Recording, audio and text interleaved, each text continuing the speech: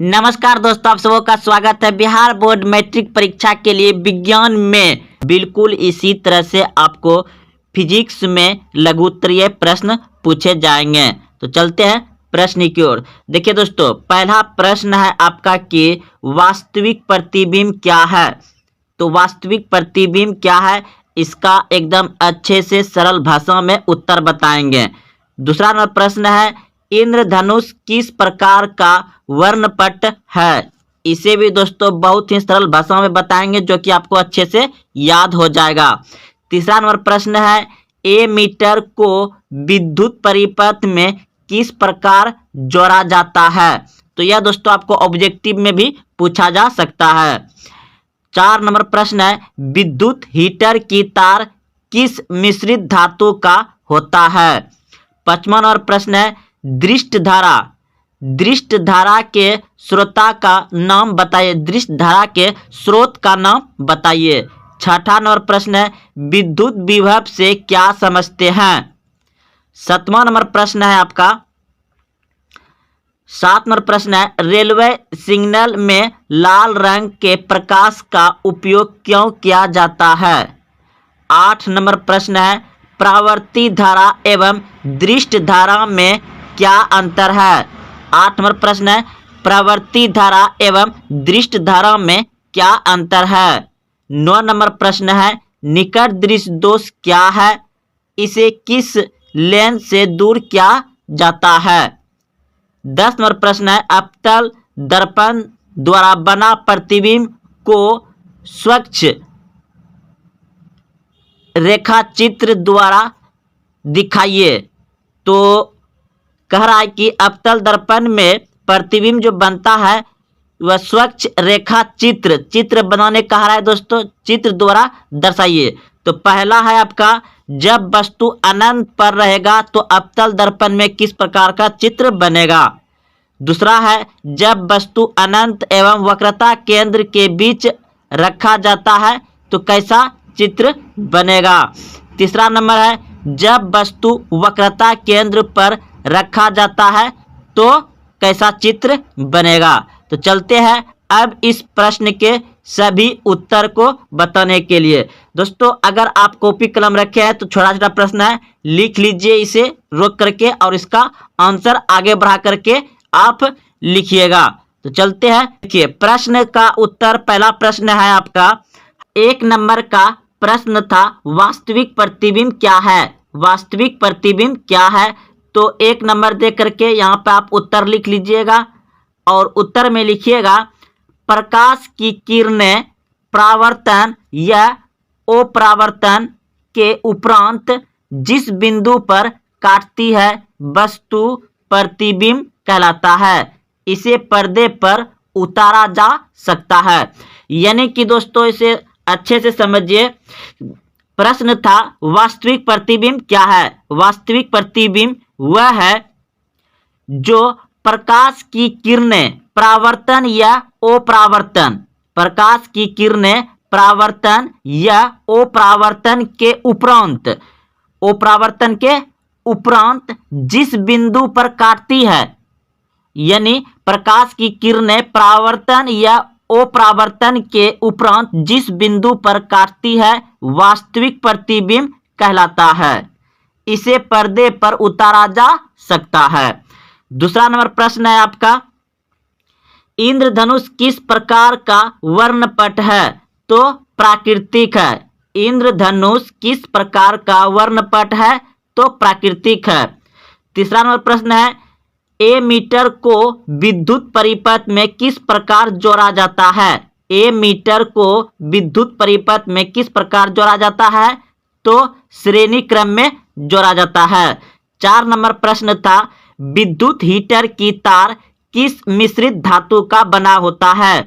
विद्युत हीटर की तार किस मिश्रित धातु का बना होता है, तो नाइक्रोम का बना होता है। नाइक्रोम का बना होता है। अगला प्रश्न है 5 नंबर, दृष्ट धारा के स्रोत का नाम लिखे। तो दृष्ट धारा के स्रोत होता है क्या, बैटरी। 5 नंबर का आंसर हो जाएगा बैटरी। अब देखिए 6ठा नंबर प्रश्न था, विद्युत विभव से क्या समझते हैं? विद्युत विभव से क्या समझते हैं? तो उत्तर में लिखिएगा 6ठा नंबर का, किसी इकाई घन आवेश को अनंत से विद्युत क्षेत्र के किसी बिंदु तक लाने में जितना कार्य करता है वह उस बिंदु पर विद्युत विभव कहलाता है। तो दोस्तों आप समझ गए होंगे, एक बार फिर से समझा देते हैं। प्रश्न था कि विद्युत विभव से क्या समझते हैं? तो विद्युत विभव से हम यह समझते हैं कि किसी इकाई घन आवेश को अनंत से विद्युत क्षेत्र के किसी बिंदु तक लाने में जितना कार्य करता है वह उस बिंदु पर विद्युत विभव कहलाता है। यानी कि किसी तार में हम कहीं दूर से कोई विद्युत इकाई घन को ला रहे हैं तो उस बिंदु को ही क्या कहते हैं? विद्युत विभव कहते हैं। अब देखिए 7वां नंबर प्रश्न। 7वां नंबर प्रश्न है कि रेलवे सिग्नल में लाल रंग के प्रकाश का उपयोग क्यों किया जाता है? रेलवे सिग्नल में लाल रंग के प्रकाश का उपयोग क्यों किया जाता है? तो उत्तर में लिखिएगा, रेलवे सिग्नल में लाल रंग का प्रकाश का उपयोग इसलिए किया जाता है कि लाल रंग का प्रकीर्णन यानी तरंगदैर्घ्य सर्वाधिक होता है। लाल रंग का जो है कि आपको इसका तरंगदैर्घ्य यानी प्रकीर्णन सबसे अधिक होता है। यह आपको दूर से ही दिखाई दे देता है, इसलिए इसका खतरे का निशान भी माना जाता है लाल रंग को, और सिग्नल में प्रयोग किया जाता है। अब अगला प्रश्न है आपका 8 नंबर। 8 नंबर प्रश्न है कि पर्यावर्ती धारा एवं दृष्ट धारा में क्या अंतर है? पर्यावर्ती धारा एवं दृष्ट धारा में क्या अंतर है? तो उत्तर में लिखेंगे, यहाँ पे प्रश्न है पर्यावर्ती धारा एवं दृष्ट धारा में निम्न अंतर है। उत्तर देकर के आप लिखिएगा, पर्यावर्ती धारा एवं दृष्ट धारा में निम्न अंतर है। तो एक तरफ लिख दीजिएगा पर्यावर्ती धारा, दूसरा तरफ लिखिएगा दृष्ट धारा। तो पर्यावर्ती धारा में लिखिएगा 1 नंबर दे करके, धारा का मान शून्य एवं उच्च मान के बीच बदलता रहता है। पर्यावर्ती धारा में क्या लिखेंगे 1 नंबर दे करके, धारा का मान शून्य एवं उच्च मान के बीच बदलता रहता है। अब दृष्ट धारा में आ जाइएगा इस तरह से, और दृष्ट धारा में लिखिएगा, दृष्ट धारा नियंत्रण प्रवाहित होती है। दृष्ट धारा क्या होता है? नियंत्रण प्रभावित होती रहती है। देखो दृष्ट धारा किसमें मिलता है आपको? जो सूखा सेल होता है, बैटरी होता है, उसमें तो घटवर नहीं होगा। उसमें जितना धारा प्रवाहित होता है उतना होता ही रहेगा। अब देखिए दूसरा में लिखिएगा पर्यावर्ती धारा में कि धारा का मान एवं दिशा बदलता है। धारा का मान एवं दिशा बदलता है।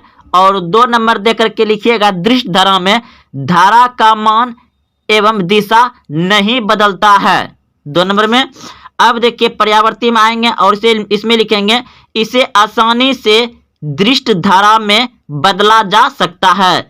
यानी पर्यावर्ती धारा को इसे आसानी से दृष्ट धारा में बदला जा सकता है।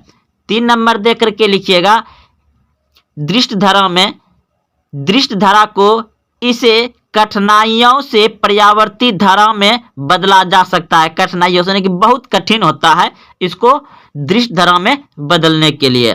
अब अगला प्रश्न है, तो 9 नंबर प्रश्न था, निकट दृष्ट दोष क्या है? इसे किस लेंस द्वारा दूर करते हैं? तो उत्तर में लिखिएगा, यहाँ पर उत्तर लिखिएगा, यहाँ पर 9 नंबर का है कि दूर स्थित वस्तु को नहीं देख पाना ही निकट दृष्ट दोष है। इसे दूर करने हेतु अवतल लेंस का उपयोग करते हैं। अगला प्रश्न है आपका, देखिए अगला प्रश्न है, अवतल दर्पण द्वारा बना प्रतिबिंब को स्वच्छ रेखा चित्र द्वारा दिखाइए। तो ए नंबर है, तो ए नंबर में वहाँ क्या था आपका, ए नंबर में था जब वस्तु अनंत पर रखा जाता है। तो जब वस्तु अनंत पर रखा जाएगा तो आप इस तरह से बना लीजिएगा, अनंत पर, जब वस्तु अनंत पर, यानी कि अवतल दर्पण में जब वस्तु अनंत पर रहेगा तो आप इस तरह से बना लीजिएगा। और दर्पण कौन सा है, ये अवतल दर्पण है। तो इधर से प्रकाश और इधर से प्रकाश आएगा, यहाँ आकर के मिल जाएगा। ये आपका सी बिंदु वक्रता केंद्र है। इस तरह से आप बना लीजिएगा। चलिए ए नंबर समझ गए। जब वस्तु अनंत पर रखा जाता है तो प्रतिबिंब कैसा बनता है, अवतल दर्पण, अवतल दर्पण में इस प्रकार का प्रतिबिंब बनता है। अब देखिए दूसरा है जब वस्तु अनंत एवं वक्रता केंद्र के बीच रखा जाता है। जब वस्तु अनंत एवं वक्रता केंद्र के बीच रखा जाता है तो ये हो गया आपका MN, एक दर्पण हो गया, बीच में P यानी पोल हो गया, और फोकस और वक्रता केंद्र के बीच रखा जाता है वस्तु यहाँ। तो प्रतिबिंब कैसा बनेगा, यानी कि प्रतिबिंब कहाँ बनेगा, तो इस तरह से प्रतिबिंब बनता है। प्रश्न क्या था बी नंबर में, जब वस्तु अनंत एवं वक्रता केंद्र के बीच रखा जाता है तो इस तरह का प्रतिबिंब बनेगा। अगला प्रश्न है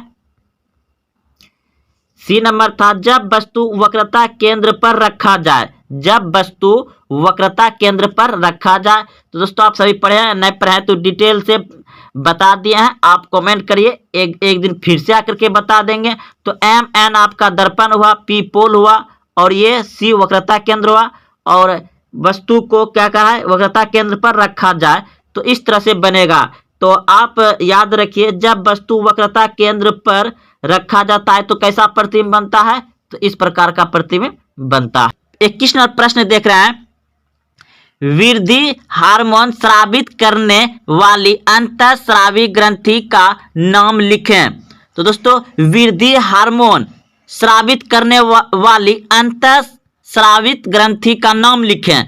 तो जितने भी मानव शरीर में अंतःस्रावी ग्रंथि है उसका नाम लिख देंगे। अगला प्रश्न है, या एक का भी नाम लिखेगा तो चल जाएगा दोस्तों। दूसरा प्रश्न है, DNA का पूरा नाम लिखें। DNA का पूरा नाम लिखें। इसमें भी दोस्तों आपको 2 नंबर या 1 नंबर मिल सकता है, या ऑब्जेक्टिव भी पूछ सकता है। और रक्त ब्लड का लाल रंग किस वर्णक के कारण है। रक्त ब्लड का लाल रंग किस वर्णक के कारण है। तो यह प्रश्न आ गया। अब देखिए 24 नंबर प्रश्न पूछा गया है, श्वसन में ग्लूकोज का पूर्ण विघटन ऑक्सीकरण किस अंग में होता है। अगला प्रश्न है आपका, कोई 2 जैव नवीकरणीय अपशिष्ट के नाम लिखें। कोई 2 जैव नवीकरणीय अपशिष्टों के नाम लिखें। 26 नंबर प्रश्न है आपका। 26 नंबर प्रश्न है आपका, प्रकाश संश्लेषण प्रक्रिया के लिए आवश्यक पदार्थ विघटक क्या है। प्रकाश संश्लेषण प्रक्रिया के लिए आवश्यक पदार्थ घटक क्या है। 27 नंबर प्रश्न है, मानव में उत्सर्जन तंत्र के अंगों का नाम लिखें। मानव में उत्सर्जन तंत्र के अंगों का नाम लिखें। दोस्तों क्वेश्चन भी याद रहना जरूरी है, तभी आपको आंसर याद रहेगा। 28 नंबर है, रक्त रुधिर एवं लसिका में अंतर लिखें। रक्त रुधिर एवं लसिका में अंतर लिखें। 29 नंबर प्रश्न है, वाष्पोत्सर्जन क्या है। वाष्पोत्सर्जन क्या है, उसका पौधे में क्या लाभ है। वाष्पोत्सर्जन क्या है, उसका पौधे में क्या लाभ है। 30 नंबर प्रश्न है, विभिन्न प्रकार के अलैंगिक जनन का सचित्र एवं संक्षिप्त विवरण दें। तो चलते हैं दोस्तों अब प्रश्न के उत्तर की ओर। तो दोस्तों देखिए, आपको प्रश्न याद रहेगा तभी आपको उत्तर भी याद रहेगा, ये चीज आप मानिए। तो अब हम क्या करेंगे, प्रश्न को पढ़ेंगे और उत्तर आपके स्क्रीन पर लिखा रहेगा और उसे हम अच्छे से समझा देंगे, यानी बता देंगे। तो पहला प्रश्न आप देखिए, पहला प्रश्न आपको दिया गया था कि वृद्धि हार्मोन स्रावित करने वाली अंतःस्रावी ग्रंथि का नाम लिखे। तो आपको ये ऑब्जेक्टिव में पूछ सकता है।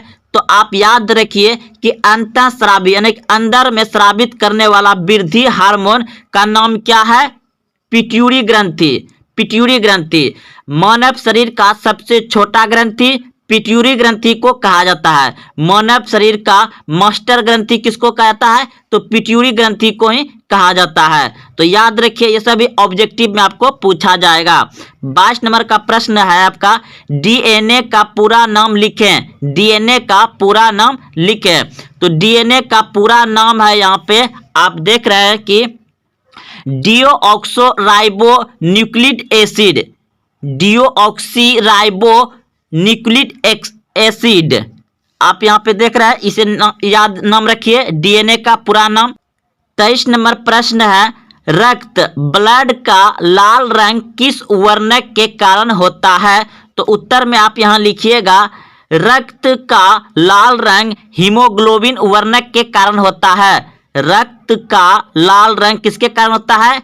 तो उत्तर में लिखिएगा रक्त ब्लड का लाल रंग हीमोग्लोबिन वर्णक के कारण होता है। अगला प्रश्न है अब 24 नंबर का प्रश्न है, श्वसन में ग्लूकोज का पूर्ण विघटन ऑक्सीकरण किस अंग में होता है? तो उत्तर में लिखिएगा यहाँ पे श्वसन में ग्लूकोज का पूर्ण विघटन कोशिका के अंदर माइटोकॉन्ड्रिया में होता है। यानी कि एक बार प्रश्न फिर से पढ़ रहे हैं। प्रश्न है, श्वसन में ग्लूकोज का पूर्ण विघटन किस अंग में होता है? तो माइटोकॉन्ड्रिया में होता है कोशिका के। तो यहाँ से उत्तर में लिखिएगा कि श्वसन में ग्लूकोज का पूर्ण विघटन किस अंग में होता है? तो उत्तर में लिखिएगा श्वसन में ग्लूकोज का पूर्ण विघटन कोशिका के अंदर माइटोकॉन्ड्रिया में होता है। 25 नंबर प्रश्न अब आपका है। 25 नंबर प्रश्न है, कोई दो जैव नवीकरणीय अपशिष्टों के नाम लिखें। तो उत्तर में लिखिएगा प्लास्टिक, शीशा जैव नवीकरणीय अपशिष्ट है। इतना सा लिख दीजिएगा, हो जाएगा। प्लास्टिक, शीशा क्या है? जैव नवीकरणीय अपशिष्ट है। अगला प्रश्न देखिए, ये बहुत ही वीवीआई प्रश्न है। 26 नंबर प्रश्न था आपका, क्या था? प्रकाश संश्लेषण प्रक्रिया के लिए आवश्यक पदार्थ घटक क्या है? प्रकाश संश्लेषण प्रक्रिया के लिए आवश्यक पदार्थ घटक क्या है? तो उत्तर में लिखिएगा, यहाँ पर उत्तर लिख दीजिएगा और जितना नंबर रहेगा दे दीजिएगा। तो देखिए उत्तर में लिखिएगा प्रकाश संश्लेषण के लिए आवश्यक घटक निम्न है। प्रश्न पूछ दिया जाएगा आपको कि प्रकाश संश्लेषण के लिए कितने आवश्यक पदार्थ है या घटक है? तो लिखिएगा 1 नंबर दे करके कार्बन डाइऑक्साइड, दूसरा सूर्य का प्रकाश, तीसरा जल एवं चौथा क्लोरोफिल। यानी प्रकाश संश्लेषण के लिए कितने चीज का आवश्यक होना चाहिए? कार्बन डाइऑक्साइड, सूर्य का प्रकाश, जल, क्लोरोफिल। तो दोस्तों यह प्रश्न आपको भी 2 नंबर से पूछ सकता है, याद अच्छे से रख लीजिएगा। उत्तर में देख लिया कैसे लिखिएगा, प्रकाश संश्लेषण के लिए आवश्यक घटक निम्न है। निम्न मतलब नीचे आ जाएगा। तो 1 नंबर दे करके कार्बन डाइऑक्साइड, दूसरा सूर्य का प्रकाश, कोई भी याद हो जाए इस चारों में से, जल एवं क्लोरोफिल। आप उल्टा पुल्टा भी लिख सकते हैं, कोई दिक्कत ना है। अगला प्रश्न है 27 नंबर प्रश्न था आपका कि मानव में उत्सर्जन तंत्र के अंग का नाम लिखें। मानव में उत्सर्जन तंत्र का नाम लिखें। तो यह भी तो क्वेश्चन बहुत ही इंपॉर्टेंट है, कई बार पूछे गए हैं। तो उत्तर में लिखिएगा कि मानव में उत्सर्जन तंत्र के अंग का नाम। तो लिखिएगा पहला नंबर वृक्क, दूसरा नंबर मूत्रवाहिनी, तीसरा नंबर मूत्राशय एवं मूत्रमार्ग। ये तीनों क्या है? मनुष्य के उत्सर्जन तंत्र के अंग का नाम है। तो प्रश्न आपका क्या था? प्रश्न को भी याद रखना बहुत जरूरी है, तभी आपको आंसर भी याद रहेगा। मानव में उत्सर्जन तंत्र के अंगों का नाम लिखें। तो उत्सर्जन तंत्र वृक्क, मूत्रवाहिनी, मूत्राशय एवं मूत्रमार्ग, ये चारों यहाँ पे दिखाई दे रहा है दोस्तों। आप इसे अच्छे से याद कर लीजिए। और ये रहा आपका इंपॉर्टेंट क्वेश्चन, बहुत ही अच्छा प्रश्न, ये बहुत बार पूछा गया है। प्रश्न है 28 नंबर, रुधिर, रक्त एवं लसिका में अंतर लिखें। तो रुधिर रुधिर यानी रक्त एवं लसिका में अंतर लिखें। तो उत्तर में लिखिएगा रक्त एवं लसिका में अंतर निम्न है। तो एक तरफ लिख दीजिएगा रक्त ब्लड यानी रुधिर, दूसरा तरफ लिख दीजिएगा लसिका। तो अब रक्त में लिखिएगा रक्त लाल रंग का होता है, रक्त लाल रंग का होता है। और लसिका में लिखिएगा लासिका रंगहीन या पीला होता है। अब रक्त में लिखिएगा 2 नंबर दे करके रक्त रुधिर वाहिनियों यानी धमनियों या सिरों में प्रभावित होता है। रक्त में 2 नंबर दे करके लिखिएगा रक्त रुधिर वाहिनियों धमनी या सिरा में प्रभावित होता है। अब लसिका में लिखिएगा यह ऊतक के बीच खाली स्थान में प्रभावित होता है। लसिका में 2 नंबर देके क्या लिखिएगा यह ऊतक के बीच खाली स्थानों में प्रवाहित यानी कि बहना प्रवाहित होता है। और 3 नंबर में लिखिएगा रक्त में लिखिएगा इसका प्रभाव शरीर में द्विदेशीय होता है। इसका प्रभाव शरीर में द्विदेशीय होता है, दो तरफ होता होगा। और लसिका क्या होता है, इसका प्रभाव एक देशीय होता है, यानी कि ये एक ही दिशा में चलते रहता है। तो दोस्तों आप लोग 27 नंबर समझ गए, 28 नंबर भी प्रश्न को अच्छे समझ गए। अब 29 नंबर प्रश्न था आपका, 29 नंबर प्रश्न था वाष्प उत्सर्जन क्या है, इसका पौधे में क्या लाभ है। तो उत्तर में लिखिएगा वाष्प उत्सर्जन क्या है, इसका पौधे में क्या लाभ है। तो उत्तर में लिखिएगा आप यहाँ पे उत्तर लिखिएगा और प्रश्न को नंबर लिखिएगा। पौधे के वलीय यानी कि देखिए अगर यदि आप पेड़ काटा हुआ देखे होंगे गोल सा, तो इसमें इस तरह का क्या होता है, गोल होता है दोस्तों, इस तरह सा गोल गोल रहता है। तो इसी भागों में आप अगर पेड़ को कटे हुए देखेंगे तो ये गोल गोल होता है और इसी को गिन कर पेड़ की आयु भी ज्ञात किया जाता है। तो आप इसी को समझिए, इसका मतलब यही हुआ। तो पौधे के वलीय भागों जल का रंध्र द्वारा वाष्प के रूप में निष्कासन की प्रक्रिया को वाष्पोत्सर्जन कहते हैं।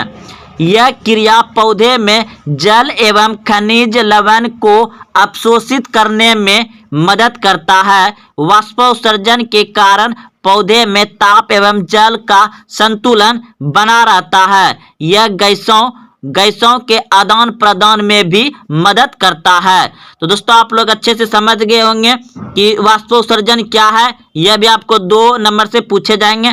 अगला अब 30 नंबर प्रश्न है। 30 नंबर प्रश्न था विभिन्न प्रकार के लैंगिक जनन का सचित्र एवं संक्षिप्त विवरण दें। तो उत्तर में आप यहाँ पे लिखिएगा जीवों में लैंगिक जनन निम्नलिखित कई विधियों द्वारा संपन्न होता है। तो पहला होता है विखंडन, दूसरा होता है विखंडन और दूसरा होता है द्विखंडन। विखंडन और द्विखंडन, विखंडन ये 2 तरह के होते हैं, विखंडन भी 2 तरह के होते हैं। और द्विखंडन वैसे विभाजन जिसके द्वारा एक विशिष्ट से खंडित होकर 2 का निर्माण होता है उसे विखंडन कहते हैं। जैसे जीवाणु अमीमा। और अगला देखिए यहाँ पे इसका फिकर भी मतलब चित्र भी बनाया गया है दोस्तों, आप समझ सकते हैं। अब देखिए ये अमीमा में द्विविभाजन, तो ये होता है बहुखंडन। वैसे विभाजन जिसमें एक कोशिका जीव एक साथ अनेक संतृप्त कोशिकाओं में विभाजित होता है उसे बहुखंडन कहते हैं। जैसे प्लेजोमीडियम, कुछ शैवाल।